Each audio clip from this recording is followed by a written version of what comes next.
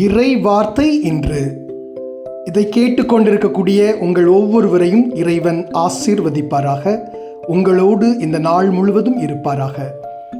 கடலில் ஒரு சிறு மீன் அங்கும் இங்கும் அலைவதை பார்த்து மற்றொரு மீன் கேட்டதாம், நீ என்ன தேடிக்கொண்டிருக்கிறாய் என்று கேட்டதாம். அதற்கு அந்த சிறு மீன் சொன்னதாம், ஏதோ கடல் என்ற ஒன்று இருக்கிறதாம், நான் அதை தேடிக்கொண்டிருக்கிறேன், அது மிக பெரியதாக இருக்குமாம் என்று சொன்னதாம். பெரிய மீன் சொன்னதாம், கடலா? இதுதான் கடல், நாம் கடலில் தான் வசிக்கிறோம் என்றதாம். இது கடலா? இது வெறும் தண்ணீர், கடல் வேறு எங்கோ இருக்கிறது, நான் அதை தேடப் போகிறேன் என்று சொன்னதாம் சிறுமீன். இந்த மீனின் செயல் நமக்கு நகைப்புக்கு உரியதாக இருக்கிறது அல்லவா?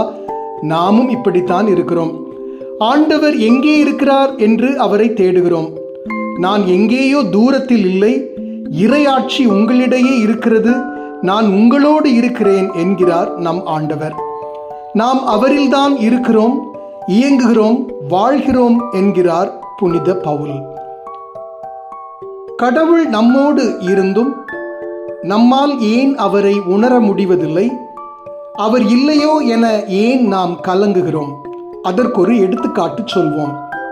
உங்களிடம் மொபைல் ஃபோன் ஒன்று இருக்கிறது என வைத்துக்கொள்வோம். செல்போன் டவரிலிருந்து வரும் அலைகள் உங்களை சுற்றி இருக்கின்றன. ஆனாலும் உங்கள் ஃபோன் வேலை செய்யவில்லை.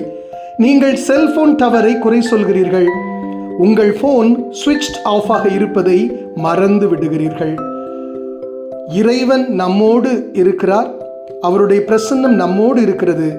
நாம் சுவிட்ச் ஆக இருந்தால் நம்மால் இறைவனை உணர முடியாது. நம்முடைய ஜெபத்தினால் நம்மை நாமே சுவிட்ச் ஆன் செய்து கொள்வோம், நம் ஆண்டவரை கண்டுணர்வோம். God bless you. Amen.